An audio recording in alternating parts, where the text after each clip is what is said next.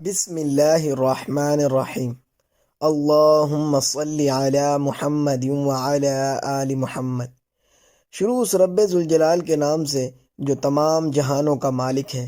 تمام دیکھنے اور سننے والوں کو JUS رائٹس کی طرف سے محبتوں برسلام۔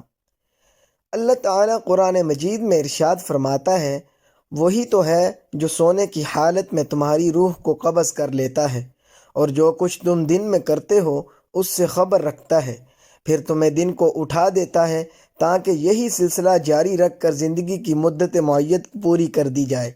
پھر تم سب کو اسی کی طرف لوٹ کر جانا ہے، پھر وہ تو تمہارے عمل جو تم کرتے رہتے ہو ایک ایک کر کے بتائے گا، اور وہ اپنے بندوں پر غالب ہے اور تم پر نگہبان مقرر کیے رکھتا ہے، یہاں تک کہ جب تم میں سے کسی کی موت آتی ہے تو ہمارے فرشتے اس کی روح کو قبض کر لیتے ہیں اور کسی طرح کی کوتاہی نہیں کرتے۔ پھر قیامت کے دن تمام لوگ اپنے مالک برحق اللہ تعالیٰ کے پاس واپس بلائے جائیں گے۔ سن لو کہ حکم اسی کا ہے اور وہ نہایت جلد حساب لینے والا ہے۔ محترم ناظرین، اللہ تبارک و تعالیٰ نے انسان کو سب سے خوبصورت اور احسن شکل پر تخلیق فرمایا، اور تخلیق انسانی میں اللہ تبارک و تعالیٰ کی قدرت کے بے شمار جلوے اور نشانیاں ہیں۔ اللہ تبارک و تعالیٰ نے انسانی جسم کو بنا کر اس کو روح سے روشن اور منور کیا اور جسم کے اندر جان ڈال دی۔ اب جب تک یہ روح انسان کے جسم کے اندر ہے تب تک انسان زندہ ہے۔ جب یہ روح جسم سے نکل جائے گی تو اس وقت انسان مر جاتا ہے، اور ایسا اس وقت ہوتا ہے جب انسان کی عمر ختم ہو جاتی ہے۔ لیکن کیا آپ جانتے ہیں کہ ہر انسان ایک ایسی زندگی بھی جیتا ہے جس میں انسان روزانہ جیتا بھی ہے اور مرتا بھی ہے؟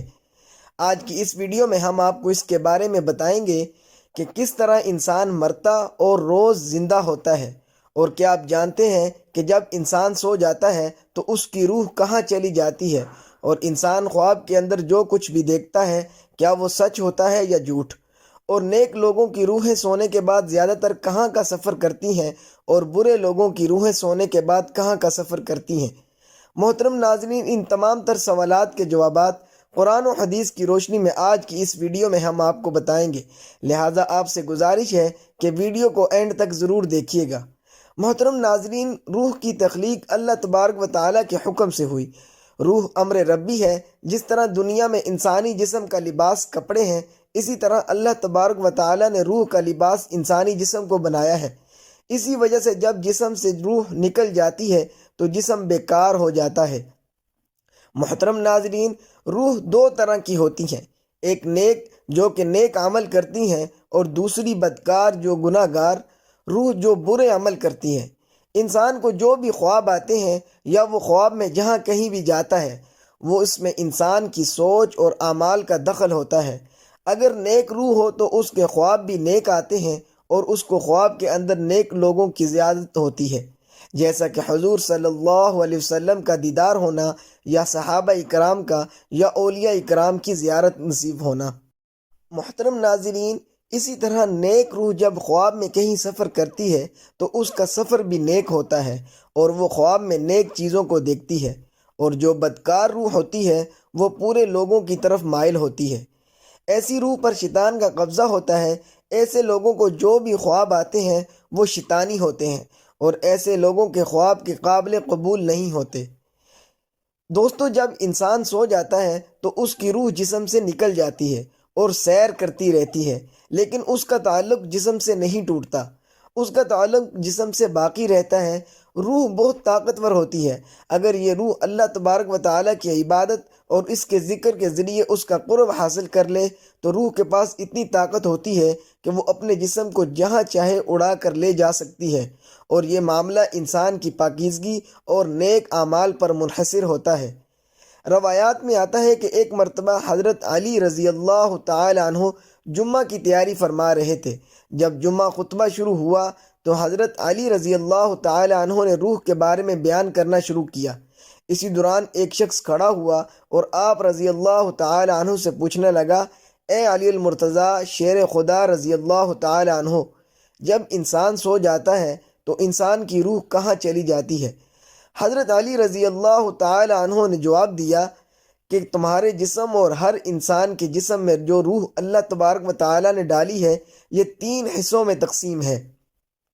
روح کا پہلا حصہ انسان کے جسم میں ہی رہتا ہے اور روح کا دوسرا حصہ انسان کے وجود سے باہر یعنی عالم برزخ میں اس کو دیکھ رہا ہوتا ہے، اور روح کا تیسرا حصہ انسانی جسم سے جدا ہو کر جب انسان سو جاتا ہے، اگر انسان نیک اور اللہ تبارک و تعالیٰ کا فرما بردار ہو تو اس کی روح ایک ایسے عالم میں چلی جاتی ہے جہاں اللہ تبارک و تعالیٰ نے جنات اور انسانی روحوں کے مابین ایک رستہ بنایا ہے۔ یہ نیک روح جب اس مقام پر پہنچتی ہے تو اس وقت انسان کو خواب آنے لگتے ہیں۔ وہاں یہ نیک روح سب کچھ دیکھتی ہے جو آگے دنیا میں ہونے والا ہوتا ہے، اور اگر انسان گناہ گار اور اللہ تبارک و تعالیٰ کا نافرمان ہو تو ایسے انسان کی روح اس کے جسم میں ہی قید ہوتی ہے اور اس کو خواب میں نیک روح کی طرح کچھ بھی نظر نہیں آتا۔ اور اگر انسان ایک اور اللہ تبارک و تعالیٰ کا فرما بردار ہوتا ہے تو اللہ تبارک و تعالیٰ ایسے انسان کو ایک خاص قسم کا علم عطا فرماتا ہے۔ اس علم کے اندر ایسی طاقت ہوتی ہے کہ اگر انسان جب چاہے وہاں پر جا سکتا ہے، لہذا جب انسان اللہ تبارک و تعالیٰ کو راضی کر لیتا ہے، اللہ تبارک و تعالیٰ انسان کی روح کو ہر طرح کی قید سے آزاد فرما دیتا ہے۔ اس وقت اللہ تبارک و تعالیٰ اس کو ایک خاص علم عطا فرماتا ہے جس کے ذریعے یہ جہاں چاہے وہیں پر جا سکتا ہے۔ محترم ناظرین، حقیقت یہ ہے کہ انسان کے خوابوں کا اور روح کا تعلق انسان کے اعمال کے ساتھ ہے۔ اگر انسان کی سوچ اچھی ہو تو انسان کو اچھے خواب آتے ہیں، اور اگر انسان کی سوچ بری ہو تو اس کو خواب بھی برے آتے ہیں۔ اللہ تبارک و تعالیٰ سے دعا ہے کہ اللہ تعالیٰ ہمیں نیک اعمال کرنے کی توفیق عطا فرمائے اور حضور پاک صلی اللہ علیہ وسلم کے بتائے ہوئے طریقوں پر چلنے کی توفیق عطا فرمائے، آمین یا رب العالمین۔ اگر ویڈیو اچھی لگے تو ویڈیو کو لائک کر دیں اور میرے چینل کو سبسکرائب کر دیں تاکہ آنے والی ہر ویڈیو آپ تک پہنچ سکے۔ اللہ حافظ۔